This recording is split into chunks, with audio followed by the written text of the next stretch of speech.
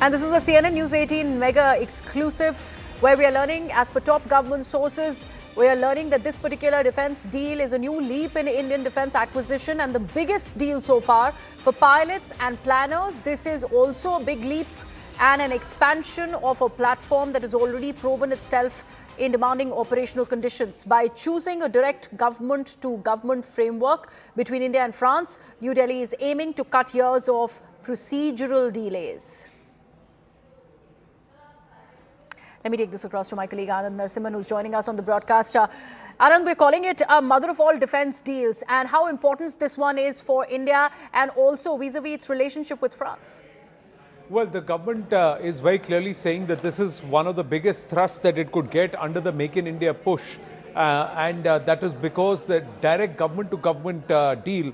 First up, Manoj Kumar Gupta getting us these details from top government sources that for pilots and planners, this is a leap and it's an expansion of a platform that has already proven itself in demanding operational conditions. The other part is that this model is similar to the earlier Rafale deal that is seen with the system as faster, cleaner and more predictable. It becomes a government-to-government deal, and more importantly, the key reassurance for the Indian industry is that most of these jets are expected to be built in Bharat itself. So they are saying that about 114 new aircraft, there is planned for a huge plan for domestic production. So what's going to happen is there will be addition to skilled jobs, supply chains, long-term boosts, of course the ancillary, because there are so many parts that go into the making of an aeroplane and an aircraft that is going to be a high-end aircraft like this that's going to be absorbed into our defense forces, that it's going to give a big boost to the entire defense MSME corridor and the industrial complex. And more importantly, this is also going to bring in huge amounts of possible technology transfers from Dassault Aviation and the aircraft then being made in Bharat. So it's not an aircraft that's going to be fully imported from France. It's going to be built largely in India. So that's the bigger thing, that thrust that it's going to give.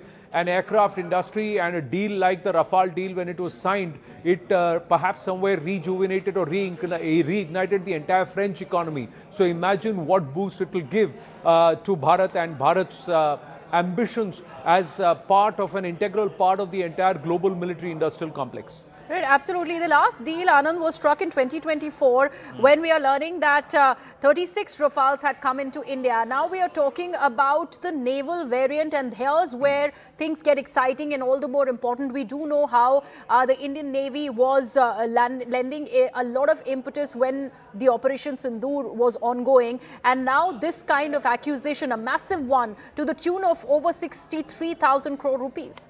Yes, it is. The other aspect is that the weapons that will be fit into the Rafale will be based on Bharatiya specifications, and this need not be revealed to anybody else.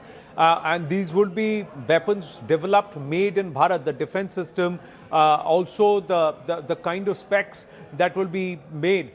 Because the aircraft is being manufactured in our country, and after the technology transfer that happens, it will be suited to the needs that we require and at costs that we can afford. And we can make constant improvement. So it pushes for research and development.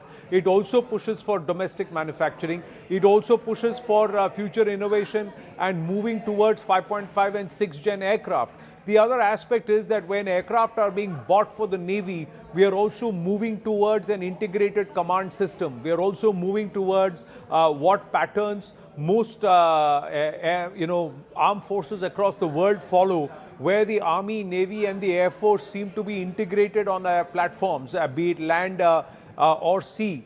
And that is something which we are going to see increasingly going forward, where the Air Force becomes an integral part of the territorial armed attacks and also from the sea or from the ocean. And these aircraft will then play a vital role in guarding bulk of our borders, which are actually surrounded by water rather than land. Right, absolutely, Anand. And also skilling. It was one aspect of the budget speech of the finance minister as well, the kind of skill that this will go ahead and generate as far as jobs are concerned, and also how this is going to be a major boost for India's aerospace. Yes, it is. And see, with the Russians, when the Sukhoi technology, MiG technology was transferred, it also helped us build our own indigenous aircraft and light combat aircraft in Tejas. Here again, when Bharat is going to be doing the manufacturing and also developing the parts and ancillaries, maintenance becomes easier. All this will require skilled personnel. All this will also increase the number of jobs that are created. Every nut, bolt, fastener, tire tube, etc., every component of that makes an aircraft, if that is going to be manufactured, procured in Bharat, then imagine the amount of business and work jobs that are going to be created. And of course, impetus internally to the economy. The other thing is it's a government-to-government deal, so there is absolute transparency, there is no middlemen, there are no kickbacks, there is no chances of corruption, etc.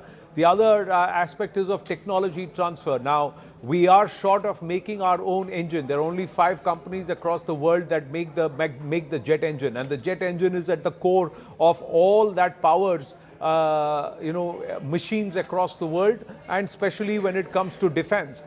And if we are able to develop that technology, this perhaps is the first big step in that direction, where Bharat can build its own, perhaps in the future, 6th gen aircraft.